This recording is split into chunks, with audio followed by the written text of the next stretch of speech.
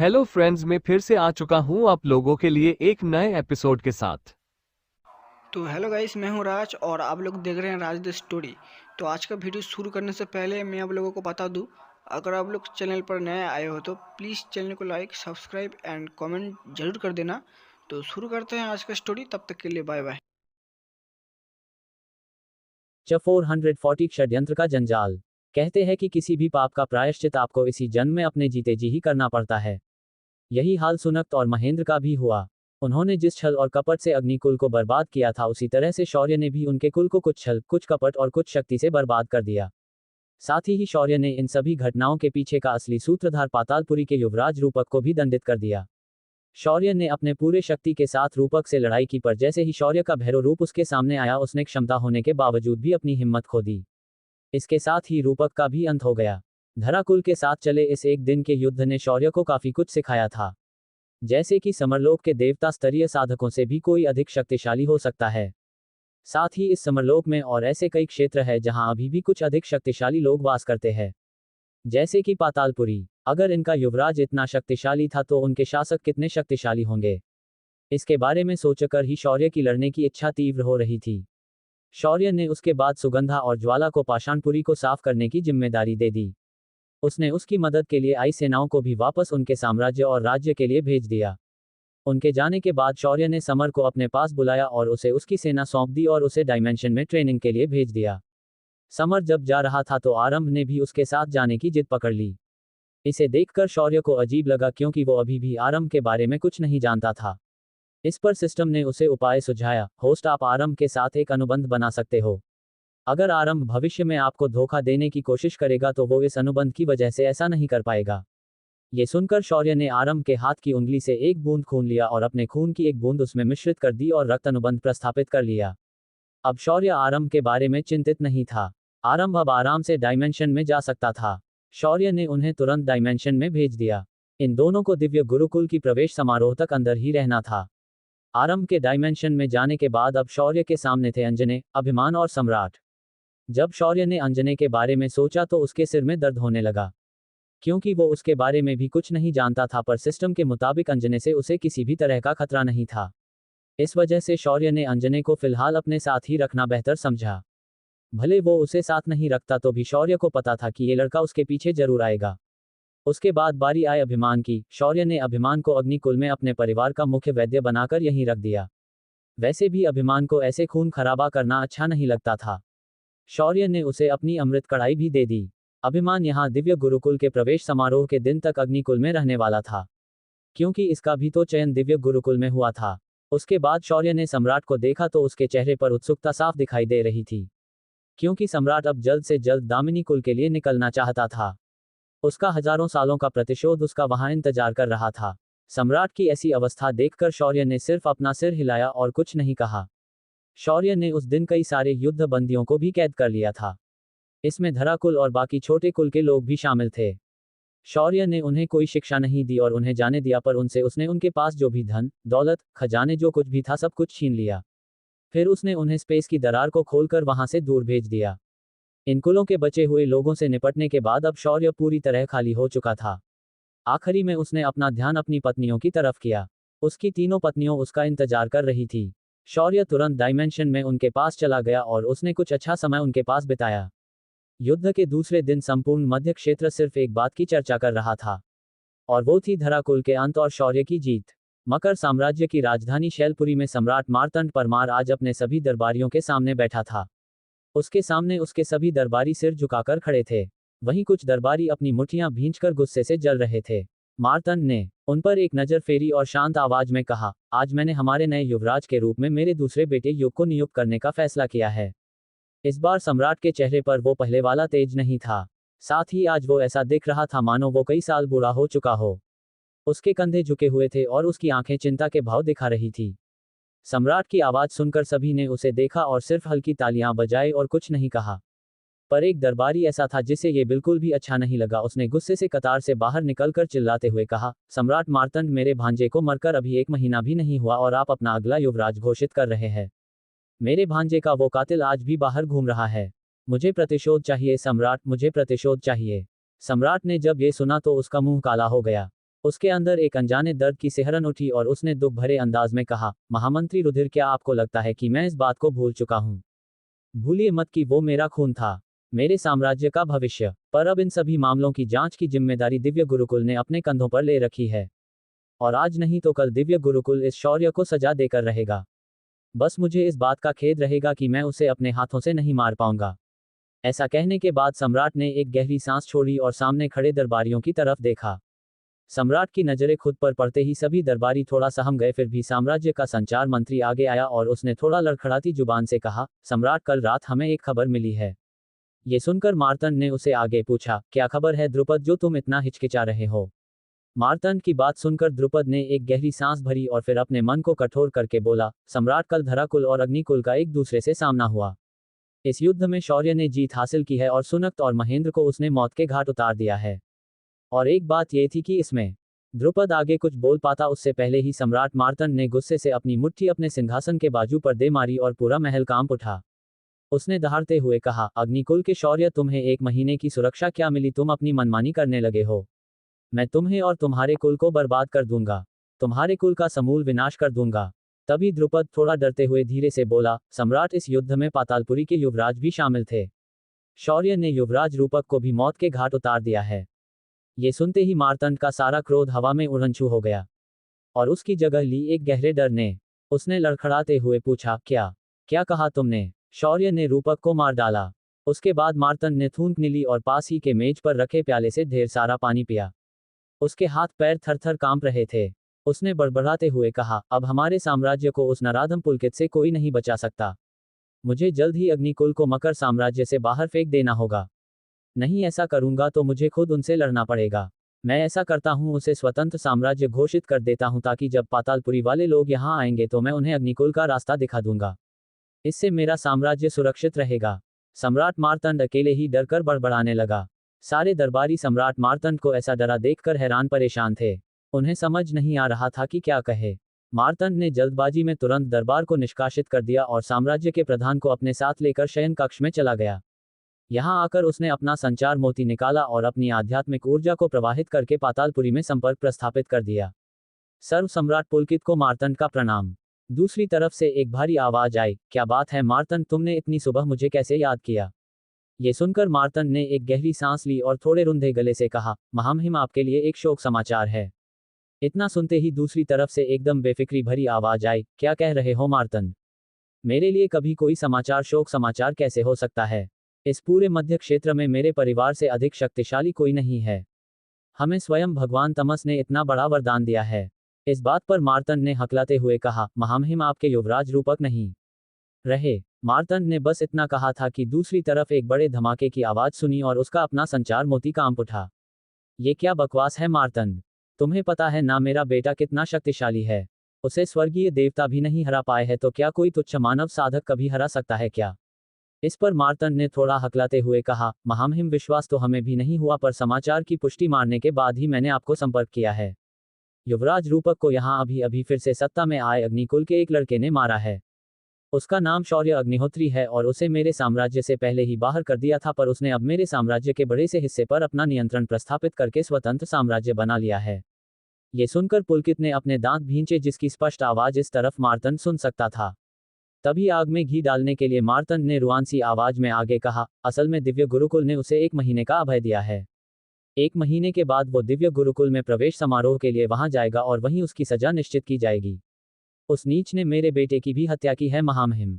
मार्तंड की बात सुनकर पुलकित की आंखें फड़क उठी और उसने तुरंत कहा, मैं खुद उस दिन उस लड़के को शिक्षा दिलवाने के लिए वहां जाऊंगा और मेरे बेटे की मृत्यु का प्रतिशोध लूंगा। तुम बस अब उस पर नजर बनाए रखो। इस आदेश के मिलते ही पुलकित ने संपर्क खंडित कर दिया। मार्तंड के चेहरे पर एक कुटिल मुस्कान थी और उसने प्रधानमंत्री को देखकर कहा, अब मैं देखता हूं कि तुम कैसे बच पाते हो शौर्य अग्निहोत्री। एक बार तुम दिव्य गुरुकुल से बच भी जाओगे, पर पुलकित से बचना मुश्किल ही नहीं नामुमकिन है। उसके सामने दिव्य गुरुकुल भी अपना सिर नहीं उठा सकता। प्रधानमंत्री ने जब मार्तंड की बात सुनी तो उसकी भी मुस्कान चौड़ी हो गई। उसने तुरंत कहा, महामहिम, मैं अभी जाकर अग्निकुल के साम्राज्य की घोषणा करता हूं, ताकि कल पुलकित का प्रकोप उन पर टूटेगा तो हम सुरक्षित रह जाएंगे। मार्तंड ने प्रधानमंत्री का कंधा थपथपाया और उसे भेज दिया। सम्राट के झुके हुए कंधे अब सीधे हो चुके थे और उसके दिमाग में आने वाले समय में होने वाली शौर्य की मृत्यु दिखाई दे रही थी। इधर सम्राट के महल के बाहर द्रुपद का चेहरा उतरा हुआ दिखाई दे रहा था। उसने खुद से ही कहा, महामहिम ने मेरी बात पूरी सुनी ही नहीं और वो चले गए। मैंने उन्हें ये बताया ही नहीं कि शौर्य ही असली भैरव है। इधर पूरे मध्य क्षेत्र में बाकी साम्राज्यों तक भी ये खबर पहुंच गई थी। सभी छोटे बड़े कुल अब सदमे में थे। उनके सामने एक उभरता संकट नजर आ रहा था। ये संकट कोई साधारण संकट नहीं था। इस संकट के आते ही उस कुल, उस राज्य का विनाश होना तय था। ऐसे संकट से निपटने के लिए उनके पास कुछ भी नहीं था। वहीं मध्य क्षेत्र के कुछ ठिकानों पर जश्न का माहौल था। ये माहौल धराकुल के पतन की वजह से नहीं था, बालिक की असली पहचान की वजह से था। गुप्त रूप से शौर्य के भैरव होने की खबर लगभग सभी भैरव के भक्तों तक पहुंच चुकी थी। इधर शौर्य दूसरे दिन सुबह सम्राट, शेरा और अंजने के साथ दामिनी कुल की तरफ जा रहा था। आज शौर्य का प्रतिशोध पूरा हुआ था तो वो बहुत ही निश्चिंत होकर चलते टहलते हुए जा रहा था। उसे इतना निश्चिंत देखकर सम्राट ने तुरंत चिढ़ाते हुए उससे कहा, शौर्य क्या तुम्हें मेरा प्रतिशोध कोई मजाक लग रहा है क्या, जो तुम इतना निश्चिंत होकर चल रहे हो? ये सुनकर शौर्य ने अपनी आंखें घुमाई और बोला, हाँ तो मुझे ये सिर्फ मजाक ही तो लग रहा है। क्या गलत है इसमें? अब दामिनी कुल के पास कोई नहीं है जो तुम्हें हरा सके। बस हमें वहां जाना है और मेरे प्रभु की तरह उनकी लंका लगानी है। शौर्य की बात सुनकर सम्राट का मुंह बन गया, पर पीछे चल रहा अंजने अचानक से लड़खड़ाकर गिरते गिरते बच गया। अंजने ने अपने सिर को खुजाते हुए शौर्य से कहा, मित्र शौर्य, आपको नहीं लगता कि आपके प्रभु ने किसी कारणवश लंका का दहन किया था, ना कि सिर्फ शत्रुता निकालने के लिए?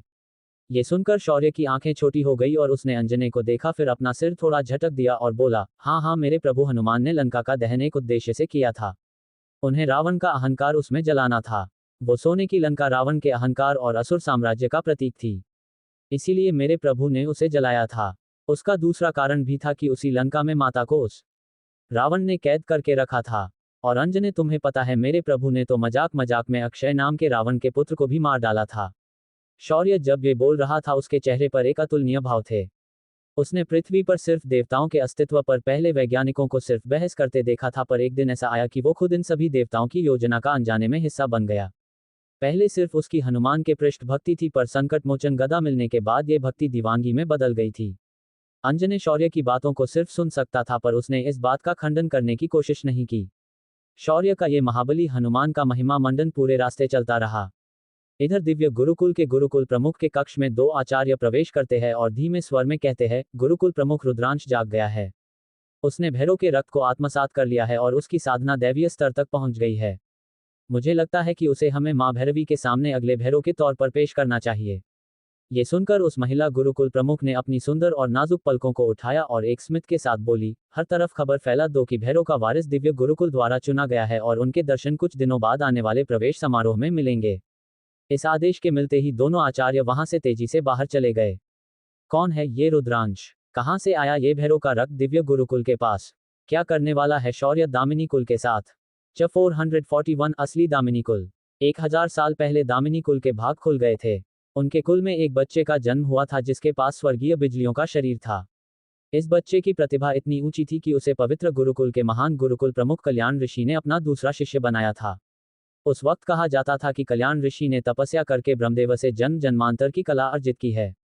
उन्हें काल भी नहीं मार सकता था, या आसान भाषा में कहे तो वो चिरंजीवी बन गए थे। कल्याण ऋषि की प्रसिद्धि संपूर्ण समरलोक में हर तरफ फैली हुई थी। पूरा समरलोक उन्हें चिरायु के नाम से भी संबोधित करता था। पर उनकी एक ही कमी थी और वो थी उनकी साधना, जो सिर्फ निम्न स्तर के देवता के बराबर थी। पर उनका गहन ज्ञान और प्रगल्भ अभ्यास उन्हें एक शक्तिशाली योद्धा के रूप में भी सिद्ध कर चुका था। उन्होंने कई सारी लड़ाइयां दानवों के साथ लड़ी थी और उसमें वो हर बार जीतकर ही वापस आते थे। कहा जाता था कि उनकी कोई कमजोरी नहीं थी, पर एक कमजोरी उनकी भी थी और वो थे उनके दो शिष्य। उसी दौरान पातालपुरी के शासक पुलकित ने देवता स्तर से भी आगे की परम देवता स्तर की साधना को प्राप्त कर लिया। उनकी आयु लंबी हो गई थी, पर वो कल्याण ऋषि की तरह चिरायु नहीं हुए थे।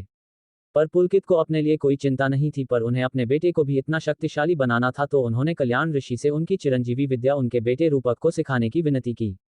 पर कल्याण ऋषि ने रूपक के घमंडी और अत्याचारी चरित्र को देखकर उसे अपना शिष्य बनाने से इनकार कर दिया। पुलकित ने इस बात से क्रोधित होकर कल्याण ऋषि से कई लड़ाइयां लड़ी, पर वो हर बार पराजित हुए। पर एक दिन अचानक कल्याण ऋषि गायब हो गए। उनके जाने के बाद किसी ने अफवाह फैलाई कि कल्याण ऋषि स्वर्गलोक चले गए हैं, पर उन्होंने जाते जाते अपनी चिरंजीवी विद्या उनके शिष्यों को सिखाई है, जिस वजह से उनके दोनों शिष्यों पर हर तरफ से हमले हुए और उनसे चिरंजीवी विद्या छीनने की कोशिश की। मगर चिरंजीवी विद्या का रहस्य उनके शिष्यों ने किसी को भी नहीं बताया।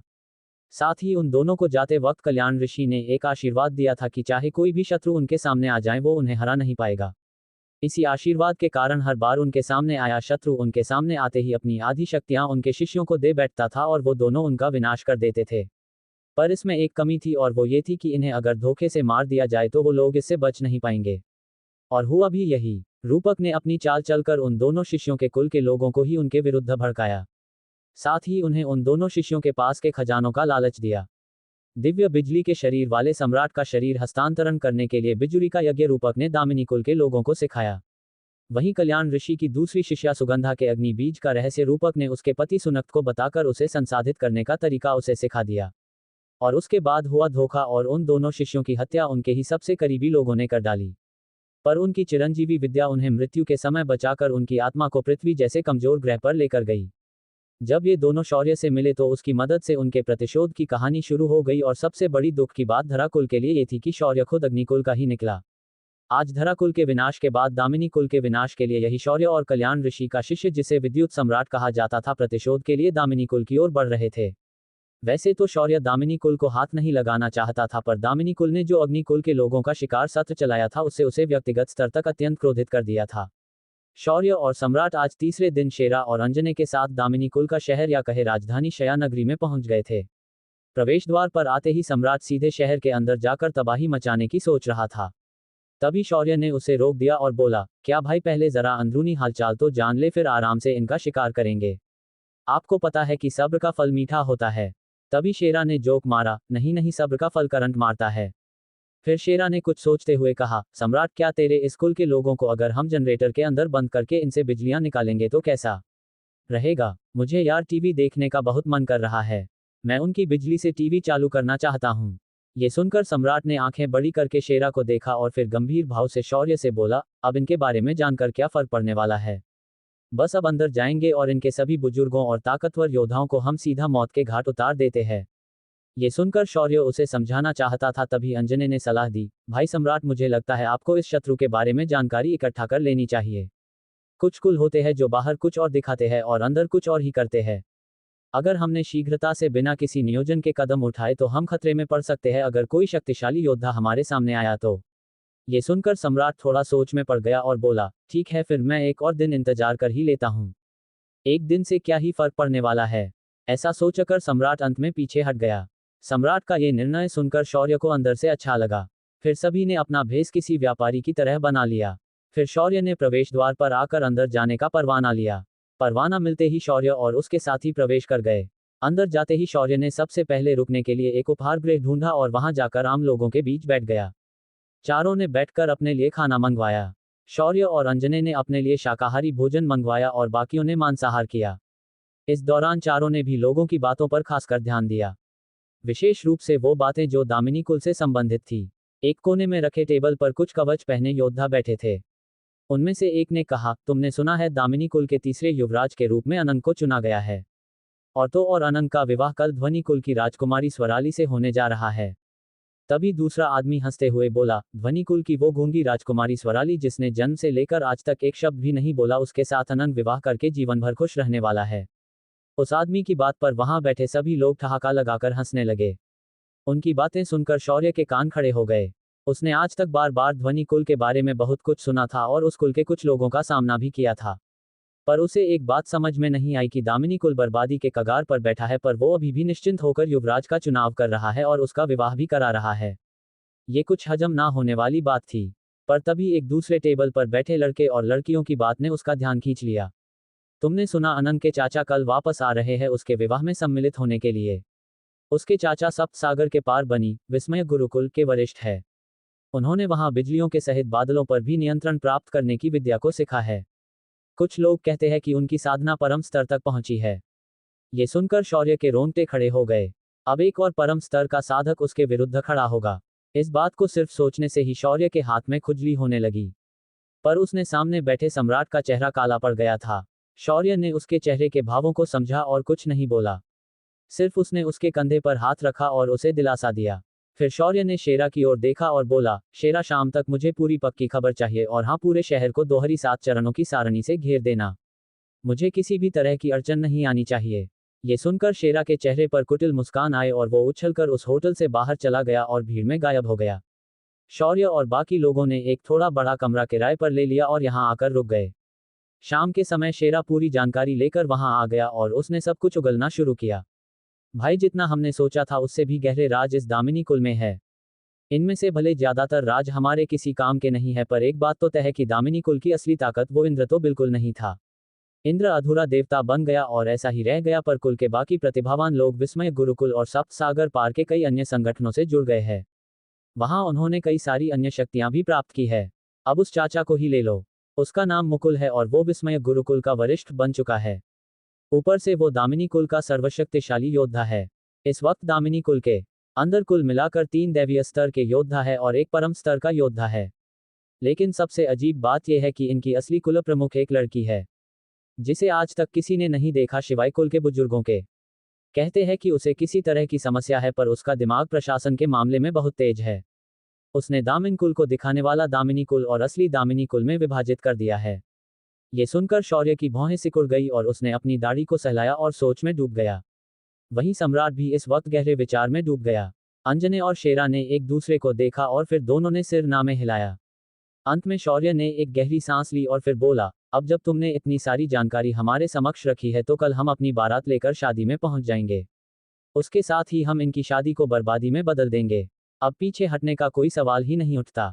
ये सुनकर सम्राट, जो गहरे विचार में था, तुरंत बोल पड़ा, नहीं रुक जाओ शौर्य, मुझे लगता है हमें जल्दबाजी नहीं करनी चाहिए।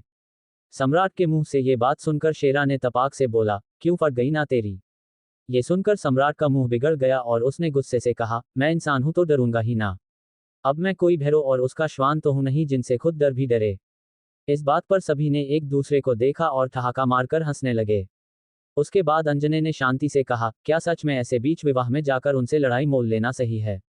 अंजने के सवाल पर शौर्य थोड़ा सोचते हुए बोला, वैसे तो नैतिकता से ये सही नहीं है, पर अनैतिक और अधर्मी लोगों के साथ कौन सी नैतिकता और कौन सा धर्म। ऐसे लोगों को सीधा खत्म कर देना ही सही है। शौर्य की बात पर अंजने ने कुछ समझते हुए हाँ में अपना सिर हिलाया और मन ही मन बोला, सही है। तुम द्वारका से जो हो। सम्राट अभी भी लड़ाई करे या ना करे के द्वंद्व में फंसा हुआ था, जिसे देखकर शौर्य ने उसके कंधे पर हाथ रखा और बोला, सम्राट, कल के विवाह का यज्ञ बिजुरी का यज्ञ बनेगा और इसी यज्ञ में दामिनी कुल की बलि दी जाएगी। तुम्हें उसकी चिंता करने की जरूरत नहीं है, बस मुझ पर विश्वास रखो और चिंता ना करो। सम्राट ने एक गहरी सांस ली और फिर बोला, अगर तुम हो तो मुझे चिंता करने की कोई आवश्यकता नहीं है। तुमने मुझे दूसरा जीवन दिया है तो मैं कैसे तुम पर संदेह कर सकता हूं। शौर्य ने उसके बाद कल के आक्रमण का नियोजन किया और चारों खाना खाकर सो गए। दूसरे दिन पूरी शयानगरी दुल्हन की तरह सजी हुई थी। हर तरफ पताके और ध्वज लगाए गए थे। बड़े बड़े कपड़ों पर विवाह की जानकारी लिखकर शहर के हर कोने में टांग रखा था। वाद्ययंत्रों का सुमधुर संगीत हर तरफ बज रहा था। दूर दूर से आमंत्रित मेहमान अंदर आ जा रहे थे। पूरे शहर के लोग भी आज उत्साहित नजर आ रहे थे। आज हर तरफ खुशियां ही खुशियां थी। विवाह समारोह के पहले नए युवराज अनंग का युवराज पद का राज्याभिषेक होने वाला था, इसलिए शहर के बीच बने सबसे बड़े मैदान में इस समारोह का आयोजन किया था, जिस वजह से सभी को ये समारोह देखने को मिले। अनंग, जिसकी उम्र लगभग 22 से 23 साल होगी, जो दिखने में सच में कोई राजकुमार लग रहा था, उसका ऊंचा कद और भरा शरीर उसे और भी आकर्षक बना रहा था। शहर के इस मैदान के बीच आज अनंग अपने सुनहरे रंग के कपड़े पहनकर मंच पर खड़ा था। उसके पीछे दामिनी कुल के कई बुजुर्ग खड़े थे और इस वक्त कुल का नकली कुल प्रमुख और अनंग का पिता अनंग के सामने था। अनंग के पिता ने हाथ में एक छोटा मुकुट पकड़ रखा था। उसने अनंग को आगे बढ़ने का इशारा किया और पुरोहितों के मंत्रोच्चारण के बीच पहले घर की औरतों ने अनंग को स्नान करवाया और अलग अलग नदियों के पानी से अभिषेक किया। उसके बाद उसे नए वस्त्र पहनाए। फिर सभी की आंखों के सामने अनंग के पिता ने अपने हाथ का मुकुट अनंग के सिर पर रख दिया। अनंग ने सर्वप्रथम इंद्रदेव देव की प्रतिमा को प्रणाम किया, फिर उसने अपने माता पिता और फिर वहां खड़ी जनता को प्रणाम किया। सभी के आशीर्वाद लेने के बाद अनंग सीना चौड़ा करके मंच पर रखे युवराज के सिंहासन के ऊपर जाकर बैठ गया। समारोह के खत्म होते ही प्रधान वरिष्ठ ने आगे आकर कहा, अभिषेक के समारोह के बाद अब समय है अगले विवाह के समारोह का। दुल्हन को मंच पर लाया जाए। प्रधान वरिष्ठ का आदेश मिलते ही मंच के नीचे से ध्वनि कुल के कुछ लोग हथियार बंद पहरे में एक पालकी लेकर भीड़ से होते हुए मंच पर आ गए। मंच पर सभी की खुली आंखों के सामने पालकी से एक लाल रंग के शादी के जोड़े में घूंघट ढके लड़की बाहर निकली। पर शौर्य ने देखा कि उसके नीचे उतरते ही दो ध्वनि कुल की लड़कियों ने चालाकी से उस लड़की के हाथ दोनों तरफ से पकड़ लिए। जब शौर्य ने उनके हाथों की ओर देखा तो उसकी आंखें और भी अधिक छोटी हो गई क्योंकि उन्होंने खंजर की नोक उस लड़की के कमर पर गड़ाई थी। शौर्य को इस शादी में कुछ तो गड़बड़ लगी और उसके ओंठों पर एक मुस्कान तैर गई। क्या गड़बड़ है ध्वनि कुल के इस राजकुमारी के साथ? क्या कांड करेगा शौर्य इस विवाह में? क्या दामिनी कुल रोक पाएगा शौर्य को? 442 ये विवाह नहीं हो सकता। जैसे ही स्वराली पालकी से नीचे उतरकर मंच पर पहुंची शौर्य ने देखा कि ये विवाह स्वराली के इच्छा के विरुद्ध हो रहा है, क्योंकि इस वक्त स्वराली को दो ध्वनि कुल की दासियों ने खंजर की नोक पर पकड़ा है। इसी मौके का फायदा उठाते हुए शौर्य, जो इस वक्त दर्शकों में बैठकर सब कुछ देख रहा था, अचानक उठ खड़ा हुआ और उसने अंजने और सम्राट को आंख मारी। उसके बाद शौर्य सीधा भीड़ से होते हुए मंच के सामने जाकर खड़ा हो गया। उसने ऊंची आवाज में चिल्लाते हुए कहा, ये विवाह नहीं हो सकता, मैं ऐसा नहीं होने दूंगा। ऐसा कहकर शौर्य ने तेजी से मंच पर कूदकर स्वराली को पकड़कर खड़ी दोनों दासियों के पेट में एक एक वार कर दिया और वो दोनों बेहोश हो गई। उनके गिरते ही शौर्य ने स्वराली को अपनी ओर हाथ पकड़कर खींचा और उसे अपने पीछे खड़ा करके सामने की ओर देखने लगा। शौर्य ने ये सब इतनी तेजी से किया कि इस अचानक हुए बदलाव को कोई समझ ही नहीं पाया। तभी दामिनी कुल का नकली कुलप्रमुख या दिखावे वाला कुलप्रमुख तुरंत आगे आया और उसने अपनी तलवार निकालकर शौर्य के ऊपर तान दी और गहरी आवाज में बोला, लड़के, तुम्हें पता होना चाहिए कि ये दामिनी कुल है। यहाँ कोई भी अपनी मनमानी नहीं कर सकता। इस वक्त शौर्य उसके व्यापारी वाले भेष में था। जाहिर था कि उसे किसी ने नहीं पहचाना था। ऊपर से उसकी साधना कोई भी नहीं देख पा रहा था। शौर्य ने स्वराली का हाथ कसकर पकड़ा और उसे अपनी बगल में खड़ी करते हुए बोला, ये मेरी पत्नी है तो भला एक विवाहित लड़की फिर एक बार कैसे विवाह कर सकती है? ध्वनि कुल के लोगों ने मेरी पत्नी को उसकी इच्छा के विरुद्ध यहाँ लाया था। आप अभी भी उन बेहोश लड़कियों के हाथ में खंजर देख सकते हो। उन्होंने मेरे पत्नी को मुझे मारने की धमकी दी थी, इस वजह से ये बेचारी इस विवाह के लिए मान गई थी। पर मैं ऐसा नहीं होने दे सकता। शौर्य ने अपनी सुपर एक्टिंग स्किल का परिचय देते हुए ये बात एकदम निडर होकर सबके सामने रखी। भले उसने सब कुछ झूठ कहा था पर वहां मौजूद हर किसी को ये सच ही लगा। इसका कारण था राजकुमारी की दो दासियां जो इस वक्त बेहोश तो हुई थी पर उनके हाथ के खंजर अभी भी उनके हाथों में दिखाई दे रहे थे। अनंत के पिता ने जब उन खंजरों को देखा और फिर शौर्य और स्वराली को देखा तो उसके दिल में एक दर्द सा उठा। फिर उसने गहरी सांस ली और मंच के दूसरी तरफ ऊंचाई पर बैठे मुख्य अतिथियों के कक्ष की तरफ देखा। वहां ध्वनि कुल के उच्च पदस्थ लोग और उनकी कुल प्रमुख दिव्या नारंग बैठी हुई थी। दिव्या की आंखें भी शौर्य को गुस्से से घूर रही थी। उसे भी थोड़ा झटका सा लगा जब शौर्य ने ये सब बातें कही। दिव्या की बगल में दामिनी कुल का सर्वशक्तिशाली योद्धा मुकुल बैठा था। मुकुल के चेहरे पर कोई भाव नहीं थे पर उसकी आंखों में एक हल्की चमक थी और वो किसी मनोरंजक घटना को घटित होते हुए देखना चाहता था। उसकी बगल में बैठी थी दामिनी कुल की असली कुल प्रमुख विद्युल्ता। तभी मंच के आसपास खड़े ध्वनि कुल के लोग तुरंत हरकत में आ गए और उन्होंने अपने हथियार बाहर निकाल लिए। उनके हाथों में जो हथियार थे वो काफी अजीब थे, या कहे कि वो हथियार थे ही नहीं। इनके हाथों में वाद्य यंत्र थे। किसी ने वीणा पकड़ी थी तो किसी ने तंबूरा पकड़ा था। कुछ के हाथ में बांसुरी थी तो कुछ के हाथ में शेरपा थी। उनके हथियार दिखने में बिल्कुल भी घातक नहीं थे। पर स्वराली जिसका हाथ शौर्य ने थामा हुआ था उसकी आंखें थोड़ी फड़क उठी। वहीं उसका हाथ थोड़ा कांप गया। शौर्य ने भी इसे महसूस किया और उसने धीरे से स्वराली के हाथ को दबाया और धीमे स्वर में बोला, चिंता मत करो, मैं इनसे निपट लूंगा। फिर उसने सिस्टम से कहा, सिस्टम, पिछले मिशन का पुरस्कार तुमने मुझे नहीं दिया। मुझे वो स्वर्गीय ध्वनि साधना तकनीक और स्वर्गीय देवता का शरीर चाहिए। ये सुनकर सिस्टम थोड़ा नाखुश होते हुए बोली, मुझे लगा तुम इस बात को भूल जाओगे। कोई बात नहीं, ये लो स्वर्गीय ध्वनि साधना तकनीक और स्वर्गीय देवता का शरीर मैं सिर्फ तुम्हें साधना करने के दौरान ही दे सकती हूँ। तब तक सिर्फ इंतजार करो। सिस्टम के इतना कहने के बाद शौर्य के दिमाग में स्वर्गीय ध्वनि साधना की तकनीक का पूरा ज्ञान आ गया। उसके बाद शौर्य ने उन ध्वनि कुल के योद्धाओं के हथियारों को देखा और अब जाकर उसे उन हथियारों की असली ताकत महसूस होने लगी। शौर्य का चेहरा थोड़ा गंभीर हो गया और उसने अपनी अंगूठी से अपने लिए भी एक ध्वनि वाद्य निकाला। इस वक्त उसके हाथ में रुद्र वीणा दिखाई दे रही थी। उसने एक कुटिल मुस्कान के साथ ध्वनि कुल के लोगों को देखा आ कहा, ध्वनि कुल के लोगों, तुमने मेरी पत्नी के साथ जो अन्याय अत्याचार किया है उसका आज मैं भी तुमसे प्रतिशोध लूंगा। शौर्य पूरी तरह से अपने रोल में समा गया था। फिर उसने अपने हाथ की रुद्र वीणा को सीधा पकड़ा और हल्के हाथ से एक छोटी और साधारण ध्वनि तरंग को निर्माण किया। जब सभी ने देखा कि शौर्य का हमला कितना छोटा नजर आ रहा है और उसकी आवाज भी कितनी सामान्य है, तो उन सभी को लगा कि अब शौर्य का बचना असंभव है। पर अगले ही पल शौर्य का वह छोटा दिखने वाला हमला अचानक किसी विशाल जानवर के जबड़े की तरह बढ़ गया और उसने एक ही झटके में ध्वनि कुल के लोगों के सभी शस्त्र बर्बाद कर दिए। ये नजारा सभी के लिए अविश्वसनीय था। ध्वनि कुल के लोग सिर्फ एक हमले में ही निशस्त्र हो गए थे। स्वराली की भी आंखें बड़ी बड़ी हो गई और वो शौर्य को घूंघट के अंदर से हैरान होकर देखने लगी। इसके बाद वहां दर्शकों में मौजूद कुछ लोगों ने चिल्लाते हुए कहा, लड़के तुम आगे बढ़ो, अपनी पत्नी को बचाना तुम्हारा धर्म है। ध्वनि कुल के लोग इतने बेशर्म हो सकते हैं, मैंने कभी नहीं सोचा था। ध्वनि कुल के लोगों निकल जाओ यहाँ से।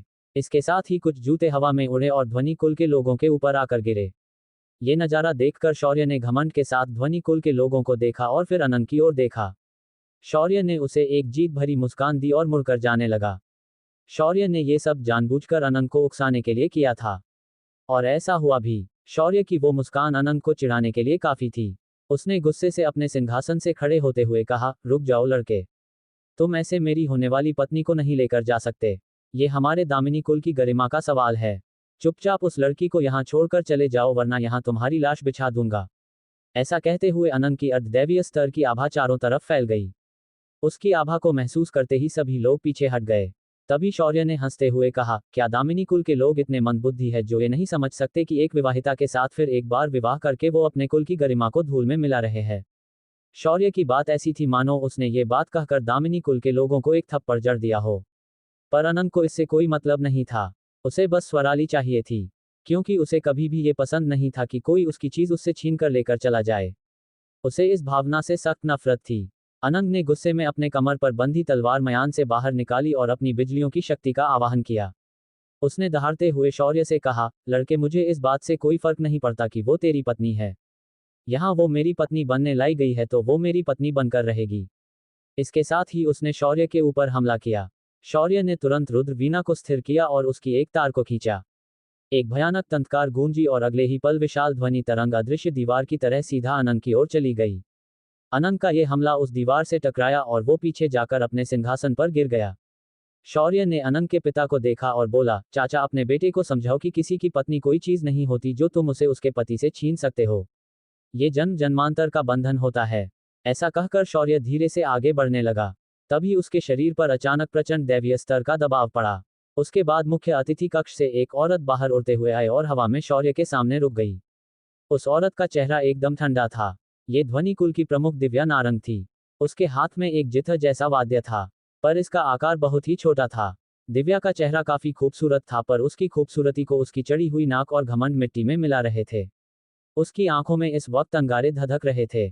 उसने हवा से ही शौर्य से पूछा, क्या मैं जान सकती हूँ कि मेरे कुल की इस लड़की ने तुमसे कब विवाह किया? दिव्या का सवाल साधारण था, पर शौर्य के चेहरे के भाव बदल गए क्योंकि उसके बगल में खड़ी स्वराली डर के मारे कांपने लगी थी। उसने दोनों हाथों से शौर्य के हाथ को पकड़ा और नामे सिर हिलाया। स्वराली की ऐसी हालत देखकर शौर्य ने अपने दूसरे हाथ से उसके हाथ पर हाथ रखा और बोला, तुम्हें चिंता करने की कोई जरूरत नहीं है। तुम्हारा ये पति तुम्हारी अपने आखिरी सांस तक रक्षा करेगा। शौर्य की ऐसी बात सुनकर एक पल के लिए स्वराली को भी लगा कि वो सच में शौर्य की असली पत्नी है, पर उसके साथ उसका विवाह कब हुआ ये उसे याद नहीं था। स्वराली का चेहरा शर्म से लाल हो गया, पर उसके विचारों से अनजान शौर्य उसके हाथ को सहलाने लगा और फिर उस अभी आई दिव्या को देखकर अजीब ढंग से बोला, सासू माँ आप ऐसे कैसे कर सकती है? आपको ये ज्ञात होना चाहिए कि हमने अग्निदेव को साक्षी मानकर 7 फेरे लिए हैं और हमारे विवाह को आपके आशीर्वाद से ही तो संपन्न किया था। अब अगर आप उस बात से इनकार करती है तो ये अच्छी बात नहीं है। मैं भले ही आपसे कमजोर हूं, पर मैं मेरी पत्नी को आपके हाथों में फिर एक बार नहीं दे सकता। अगर आप लोगों ने उसके साथ कुछ बुरा किया तो मेरा होने वाला बच्चा जन्म से पहले ही मर जाएगा। शौर्य ये सब कुछ इतनी मासूमियत से बोल रहा था कि देखने वाले को लग रहा था कि शौर्य एकदम सही बोल रहा है और ध्वनि कुल के लोग ही उसे परेशान कर रहे हैं। शौर्य की बात सुनकर आकाश में तैर रही दिव्या का क्रोध और भी अधिक बढ़ गया, पर शौर्य को उससे बिल्कुल भी डर नहीं लग रहा था। मुख्य अतिथियों के कक्ष में बैठी दामिनी कुल की असली प्रमुख ये सब कुछ आराम से देख रही थी, पर उसने अभी भी एक बार भी आवाज देकर कुछ नहीं कहा। उसकी बगल में बैठा मुकुल भी शांति से इस नज़ारे को देख रहा था, पर उसने भी कोई हलचल नहीं की। शौर्य की बातों से अब ध्वनि कुल की कुलप्रमुख पूरी तरह से भड़क चुकी थी। उसने अपने हाथ का वाद्य यंत्र हवा में उठाया और धनुष की तरह उसके सातों तारों को एक साथ पीछे खींचा और एक जोरदार ध्वनि तरंग का प्रहार शौर्य के ऊपर कर दिया। सारे तार उसके हाथ से छुटते ही एक भयानक धमाका हुआ और हर तरफ विशाल ध्वनि लहर फैल गई। ये लहर इतनी जबरदस्त थी कि शौर्य के पैरों के नीचे का मंच टुकड़ों में बिखर गया। अनंग और उसके पिता तुरंत दूर चले गए, पर बाकी के लोग वहां से नहीं जा पाए और इस हमले के चपेट में आ गए। खासकर ध्वनि कुल के लोग जो वहां स्तब्ध होकर खड़े थे। जब सारी धूल हट गई तो सभी ने देखा कि शौर्य अभी भी वहां खड़ा था, पर पूरा का पूरा मंच टूटने के बाद भी शौर्य के पैरों के नीचे का मंच का हिस्सा वैसा का वैसा ही था, पर उसके आसपास ध्वनि कुल के लोगों की टुकड़ों में बिखरी हुई लाशें पड़ी थी। शौर्य के हाथ को पकड़कर खड़ी स्वराली और भी ज्यादा डर चुकी थी और उसका पूरा शरीर कांप रहा था। वो शौर्य को उसका हाथ पकड़कर कुछ कहना चाह रही थी पर उसके मुंह से आवाज नहीं निकल रही थी। पर असमान में खड़ी कुलप्रमुख दिव्या को अपने लोगों के मरने से जरा भी फर्क नहीं पड़ा। उसकी नजर अभी भी हैरानी से शौर्य को ही देख रखी थी। उसने अपनी उंगलियों को तुरंत ढीला छोड़ा और उसके शरीर से काली आभा फुट पड़ी। उसने अलग तरह से एक धुन को बजाना शुरू किया और वहां मौजूद जिन लोगों ने भी इस धुन को सुना उनके सिर घूमने लगे और वो पागलों की तरह हरकतें करने लगे। यहां तक कि शौर्य को भी उससे चक्कर आने लगा था। पर स्वर्गीय ध्वनि तकनीक के ज्ञान की वजह से शौर्य ने इस धुन को तुरंत समझ लिया था और उसका चेहरा काला पड़ गया। शौर्य ने चिल्लाते हुए ध्वनिकुल की कुलप्रमुख से कहा, निर्दयी और धोखेबाज औरत, तुमने मानव होने के सभी नियमों को तोड़ दिया है। तुमने इस दानवों के संगीत का आधार लेने का दुस्साहस किया है, इसलिए तुम्हें माफी नहीं मिलेगी। शौर्य की बात सुनकर दिव्या शौर्य पर हंसने लगी और बोली, तो क्या हुआ अगर ये दानवों की संगीत कला है? अगर ये मुझे अपार शक्ति प्रदान करती है तो मैं पीछे नहीं हटूंगी।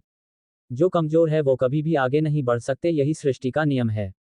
शौर्य ने अनंग और उसके पिता को देखा और गुस्से से बोला, क्या दामिनी कुल इस दानव साधना करने वाली औरत का समर्थन करता है, जो तुम लोग इसे शांति से देख रहे हो? शौर्य के सवाल पर अनंग के पिता ने मुख्य अतिथि कक्ष की ओर देखा तो एक गहरी आवाज आई, बच्चे, वो दानव साधना का प्रयोग करती है या मानवों की साधना का, इससे दामिनी कुल को कोई फर्क नहीं पड़ता, पर तुमने यहाँ आकर आज जो हरकत की है इससे हमारे दोनों कुल नाराज हुए हैं। इसीलिए तुम नैतिकता के बारे में अब सोचना छोड़ दो और अपनी सजा को स्वीकार करो। ये आवाज मुकुल की थी, दामिनी कुल का सर्वशक्तिशाली साधक। शौर्य ने उसकी आवाज सुनकर एक तिरछी मुस्कान दी और कहा, तो दामिनी कुल के सर्वशक्तिशाली योद्धा मुकुल को भी यही लगता है कि ध्वनि कुल की कुलप्रमुख जो इस समय दानव शक्तियों का प्रयोग कर रही है ये सही है, तो मुझे दामिनी कुल को भी ध्वनि कुल के साथ नष्ट करने में कोई खेद महसूस नहीं होगा। शौर्य ने उसके तुरंत बाद अपनी रुद्र वीणा को अंदर रखा और अपना डमरू बाहर निकाला। शौर्य का डमरू एक विशिष्ट ध्वनि को उत्सर्जित करने लगा और शौर्य ने उसका पहला अष्टक छेड़ दिया। डमरू की आवाज गूंज उठी और तुरंत वहां फैला दानव संगीत का प्रभाव नष्ट हो गया। शौर्य ने उसके तुरंत बाद दूसरा अष्टक छेड़ दिया और एक पवित्र ऊर्जा हर तरफ बिखर गई और जो लोग दानव संगीत के प्रभाव में थे वो सब होश में आ गए। शौर्य के हाथ में इतने शक्तिशाली वाद्य यंत्र को देखकर दिव्या की आंखें सिकुड़ गई और उसके दिल में डर का बीज अंकुरित हो गया। उसके हाथ का वह जितर जैसा वाद्य यंत्र कांपने लगा। पर तभी एक भयानक दबाव शौर्य के ऊपर आ गिरा जिसके लिए शौर्य बिल्कुल भी तैयार नहीं था। शौर्य इस वजह से स्वराली के साथ लड़खड़ा गया और पीछे हट गया। ये देख स्वली जो चुप थी, अचानक उसके मुंह से आवाज निकली, पर उसकी आवाज को सुनकर वहां एक अजीब सा माहौल बन गया। ऐसा क्या था स्वराली के आवाज में? क्या स्वराली गूंगी नहीं थी? शौर्य का स्वर्ण को अपनी पत्नी कहने का कारण क्या है? क्या सम्राट और अंजने इस लड़ाई के बीच आएंगे? किसका था ये भयंकर दबाव?